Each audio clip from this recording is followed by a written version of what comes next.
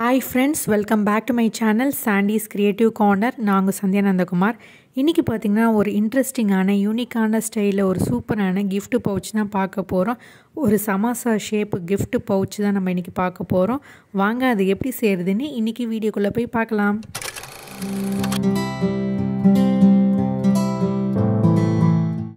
இந்த samosa pouch செய்யிறதுக்கு நமக்கு வந்து பாத்தீங்கன்னா நமக்கு இந்த சைஸ்ல ரெண்டு cloth தேவைப்படும். இதுக்கு வந்து பாத்தீங்கன்னா நான் ஏற்கனவே வந்து ஒரு லைனிங் cloth வந்து அட்டாச் பண்ணி தச்சிருக்கேன் இந்த மாதிரி zigzag patternல. இப்போ இந்த cloth வந்து பாத்தீங்கன்னா சின்னதா வந்து அந்த எம்ப்ராய்டரிலாம் தைக்கக்கூடிய அந்த லைனிங் cloth தான் फ्रेंड्स ரொம்ப மெலிசா இருக்கும். அத வச்சு தான் நான் வந்து லைனிங் மாதிரி வந்து zigzag patternல வந்து அட்டாச் பண்ணிருக்கேன் இந்த clothல. அடுத்து மெஷர்மென்ட் என்னன்னு பார்த்தலாம். இது வந்து பாத்தீங்கன்னா 6 inches into 6 inchesக்கு வந்து இருக்கும் फ्रेंड्स. அடுத்ததா நம்மளுடைய இன்னொரு cloth வந்து நான் மெஷர்மென்ட் காட்டிறேன். இது வந்து ஒரே சைஸ் தான் 6 into 6 inch தான்.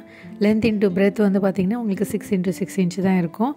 அடுத்ததா இதுக்கு ஒரு இந்த மெட்டீரியலுக்கு நம்ம இன்னொரு லைனிங் cloth வந்து அட்டாச் பண்ண போறோம். ஏனா அது வந்து பாத்தீங்கன்னா மெலிசான blouse மெட்டீரியல் யூஸ் பண்ணிருக்கேன்.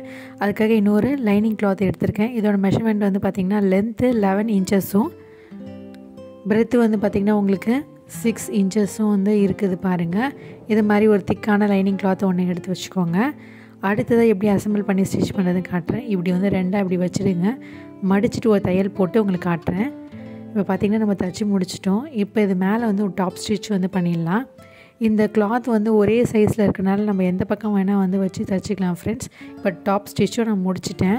பாருங்க டாப் ஸ்டிட்ச் வந்து முடிச்சாச்சு. அதுக்கு அப்புறம் வந்து நம்ம என்ன பண்ண போறோம்னா வந்து லைனிங் cloth அட்டாச் பண்ண போறோம். அதுக்கு முன்னாடி வந்து இதுக்கு ஒரு ஹேண்டில் ரெடி பண்ணிடலாம். இதோட மெஷர்மென்ட் வந்து பாத்தீங்கன்னா வந்து 11 inchesக்கு இருக்கு.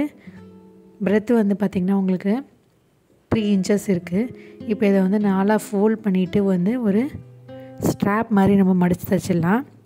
இந்த மாதிரி வந்து நாலா மடிச்சிட்டு ஒரு தையல் போட்டுட்டு உங்களுக்கு காட்றேன் பாருங்க எப்படி இருக்குன்னு. பாத்தீங்கன்னா நம்ம தச்சு முடிச்சிட்டோம். இந்த ஸ்ட்ராப் நம்ம ரெடி பண்ணி வச்சாச்சு. இது அப்படியே இருக்கட்டும். அடுத்ததா இந்த clothல வந்து எப்படி zip அட்டாச் பண்றதுன்னு காட்றேன். நம்ம zipோட மெஷர்மென்ட் வந்து பாத்தீங்கன்னா 9 inches அளவுக்கு இருக்கு. எக்ஸ்ட்ரா இருக்கறத நம்ம கட் பண்ணிக்கலாம். இப்போ வந்து zip இந்த மாதிரி வச்சிடுங்க. zip வந்து ஓபனிங்க வந்து இப்படி பின் பக்கமா வச்சிட்டு அடுத்ததா நம்ம என்ன பண்ண போறோம்னா இந்த லைனிங் cloth இருக்குல அத வந்து இப்படி மேல வைக்க போறோம். ஒரு சாண்ட்விச் டெக்னிக் மாதிரி. zip வந்து நடுவுல இருக்கணும்.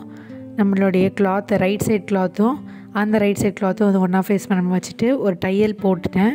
பாருங்க இந்த தையல் போட்டதுக்கு அப்புறம் இப்படி தான் இருக்கும் फ्रेंड्स. இப்போ தச்சதுக்கு அப்புறம் இதை இப்படி ஃபோல்ட் பண்ணிட்டு இது மேல வந்து ஒரு டாப் ஸ்டிட்ச் நம்ம பண்ணனும். அப்பதான் வந்து இந்த பிசுறெல்லாம் வராத மாதிரி வந்து ஒரு ஃபைன் ஃபினிஷா இருக்கும். இந்த இடத்துல தச்சிடலாம். இப்போ தச்சிட்டு உங்களுக்கு எப்படி இருக்குன்றத காட்றேன். கரெக்ட்டா ஈக்குவலா இருக்கான்னு வச்சிட்டு மேல ஒரு டாப் ஸ்டிட்ச் பண்ணிடுங்க. இப்போ பாத்தீங்கன்னா நம்ம டாப் ஸ்டிட்ச் வந்து முடிச்சாச்சு.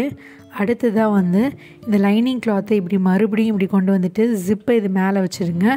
இந்த போர்ஷன் வந்து இப்படி இருக்கணும். zip நடுவுல இருக்கணும். அதுக்கு அப்புறம் வந்து பாத்தீங்கன்னா இந்த ரைட் சைடு வந்து இப்படி இருக்கணும். நம்மள ஃபேஸ் பண்றது வந்து ராங் சைடா இருக்கணும் फ्रेंड्स. இப்போ இத ரெண்டுத்தையும் சேர்த்து நம்ம வந்து தையல் போட போறோம். zip வந்து சென்டரா இருக்கு பாருங்க.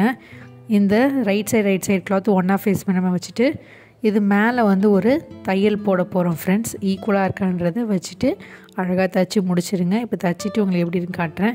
இப்போ பாத்தீங்கன்னா தையல் போட்டாச்சு. இப்போ இப்படி தான் இருக்கும். இப்போ வந்து zip ஓபன் பண்ணிட்டு உங்களுக்கு வந்து ரைட் சைடுல நான் திருப்பி காட்றேன் பாருங்க. இந்த மாதிரி வந்து நம்ம திருப்பிடலாம். இப்போ வந்து அந்த லைனிங் cloth அப்படியே உள்ள போயிடுச்சு பாருங்க. இந்த மாதிரி நம்ம மடக்கி விட்டுடலாம். இப்போ வந்து இது மேலயே நம்ம வந்து ஒரு டாப் ஸ்டிட்ச் பண்ணனும் फ्रेंड्स. அப்பதான் வந்து லைனிங் clothம் இந்த clothம் நகராம இருக்கும். அதனால இந்த இடத்துல வந்து ஒரு டாப் ஸ்டிட்ச் பண்ணிடலாம். இப்போ ஃபினிஷ் பண்ணிட்டு காட்றேன். இந்த இடத்துல ஒரு தையல் போட்டுருங்க. பாத்தீங்கன்னா நம்ம டாப் ஸ்டிட்சும் பண்ணாச்சு zip மேல. அடுத்ததா இது எப்படி வந்து samosa ஷேப்க்கு ஃபோல்ட் பண்ணி தைக்கிறது அப்படின்றத காட்றேன். இப்போ இப்படி வச்சிடுங்க ஈக்குவலா. நம்ம ஃபர்ஸ்ட் தச்ச அந்த போர்ஷனும் இந்த zip வந்து ஒண்ணா இருக்க மாதிரி வச்சிடுங்க. இப்போ நம்ம திருப்பி தான் நம்ம தைக்க போறோம் இல்லையா? அதனால வந்து இப்படி ஈக்குவலா இருக்கான்றத பார்த்துட்டு இப்படி வச்சிடுங்க. இந்த ஸ்டிட்சும் இந்த zipம் வந்து சென்டரா இருக்க மாதிரி பார்த்துட்டு இந்த இடத்துல நம்ம ஹேண்டில் வந்து உள் பக்கமாக விட்டுருங்க. கொஞ்சமாக வந்து வெளியில் இருக்க மாதிரி வந்து இன்சர்ட் பண்ணிவிட்டு இந்த இடத்துல நம்ம பின் பண்ணிக்கலாம். பெல் பின் பண்ணிவிட்டு உங்களுக்கு காட்டுறேன் எப்படி இருக்குன்னு.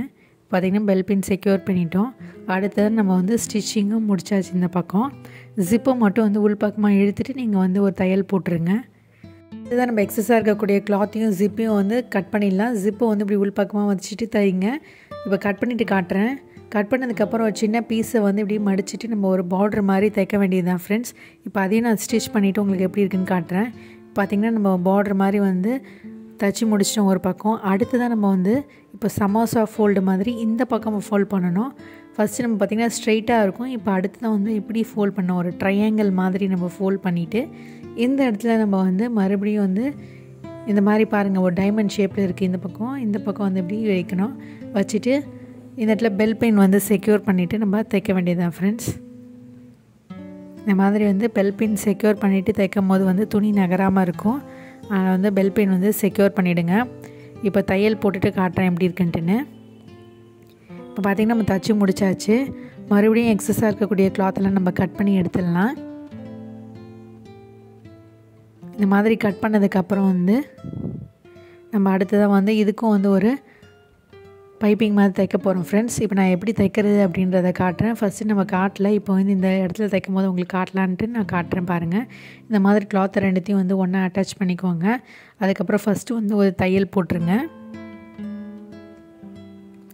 இப்போ பார்த்திங்கன்னா அந்த கிளாத்தையும் அந்த பவுச்சையும் நம்ம சேர்த்து ஒரு தையல் போட்டுட்டோம்.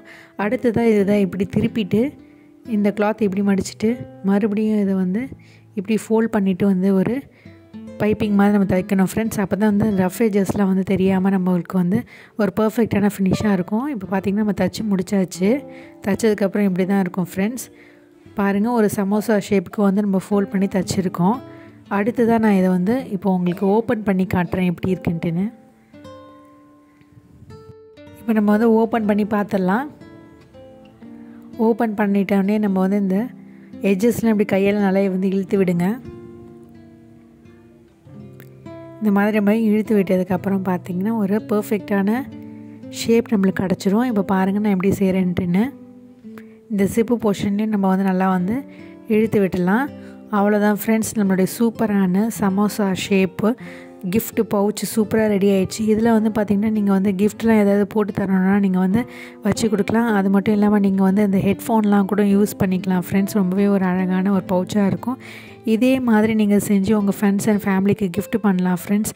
கண்டிப்பாக ட்ரை பண்ணி பார்ப்பீங்கன்னு நினைக்கிறேன். அது மட்டும் இல்லாமல் இது வந்து ஒரு சூப்பரான காஸ்மெட்டிக் பவுச்சாவோ இல்லை வந்து ஒரு மேக்கப் பவுச்சாவோ நீங்கள் யூஸ் பண்ணிக்கலாம். இல்லை ஒரு காயின் பவுச்சாக கூட யூஸ் பண்ணிக்கலாம்.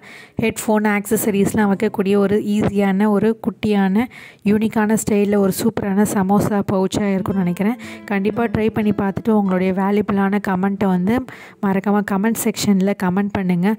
இதே மாதிரி இந்த வீடியோ உங்களுக்கு பிடிச்சிருந்தால் லைக் பண்ணுங்கள், ஷேர் பண்ணுங்கள், சப்ஸ்கிரைப் பண்ணுங்கள்.